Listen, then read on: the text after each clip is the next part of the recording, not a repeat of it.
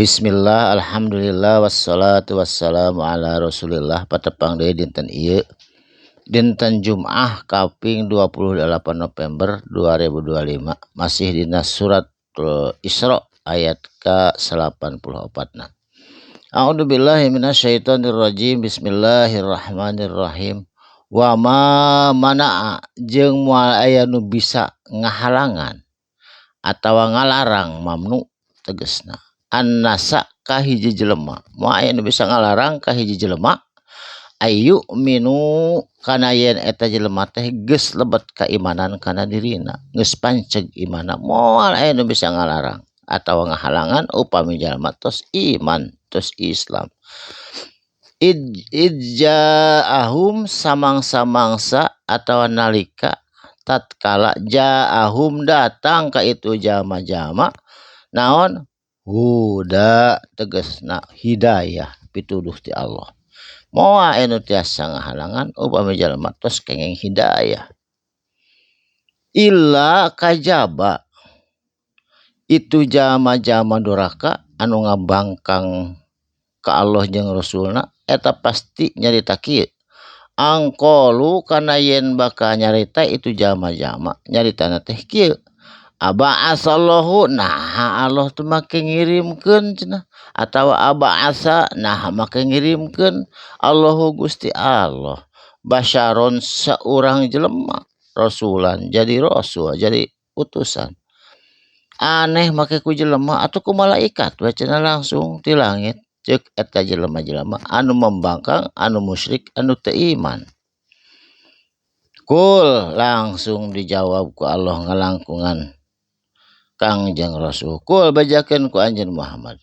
Laukana lamun teh mabukti fil ardi di muka bumi malaikatun aya pirang-pirang malaikat yamsuna anu leuleumpangan jiga jelema biasa mutmainina kalayan santai kalayan tentram leuleumpangan ngahuni di dunya meuli peru malaikat teh meuli bangli atawa nyieun warung tah lamun kilu jiga jelema biasa tangtu lanazzalna tangtu nurunkeun kami alaihim ka itu malaikat minas samai ti langit. Jadi mun di dunia penghunina malaikat mah pasti diturunkan malaikat rasulna ge ngan penghunina nu aya di dunia mah kan manusia jeung jin. Kulantaran kitu malaikat mah da aya ge di langit. Gitu. Jadi malaikat mah ka dunya oge sakali-kali upami aya parentah. Saterasna malakan tangtuna diutus hiji malaikat rasulan, jadi rasul, jadi utusan Allah. Kan di dunya mah nyaeta tadi penghuna teh manusia jeung jin anu bisa anu dipiwarang ibadah teh. Jadi malaikat mah moal dama rasul da aya oge di langit. Gitu kan kadunya ge sakali-kali mah nurutkeun perintah Allah, dongkap bari nyanak parentahna Allah Subhanahu wa taala. Saterasna kul bajakeun ku anjeun Muhammad saur Allah.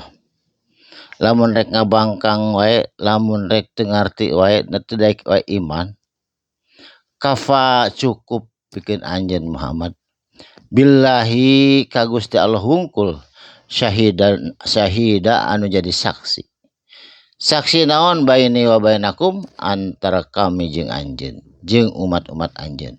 Wios nu mambangkang merek nyarios naon oge Muhammad tong kudu dihiraukeun urang jadi saksi antara anjeun jeung kami saur Allah.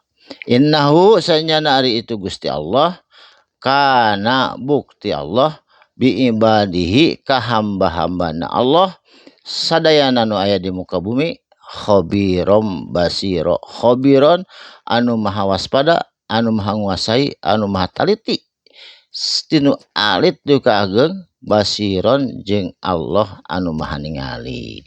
Jadi umat-umat Islam mah anu tos panceg imanna insyaallah moal pudar deui sok sanajan rela pati jadi gagantina daripada pudar tina iman tina Islam. Mudah-mudahan urang sadayana kalebet jalmi anu kiat imanna, kiat Islamna, teu goncang teu pukah ku hal-hal duniawi, ku hal-hal anu kecil anu tiasa ngudar kana keimanan. Setan oge sieun ku jalmi anu iman mah, lamun ngalengkah jalan dieu manehna mah jalan ditu, sabab sieun setan oge ku jalma anu iman ka Allah jeung Rasulna sadayana.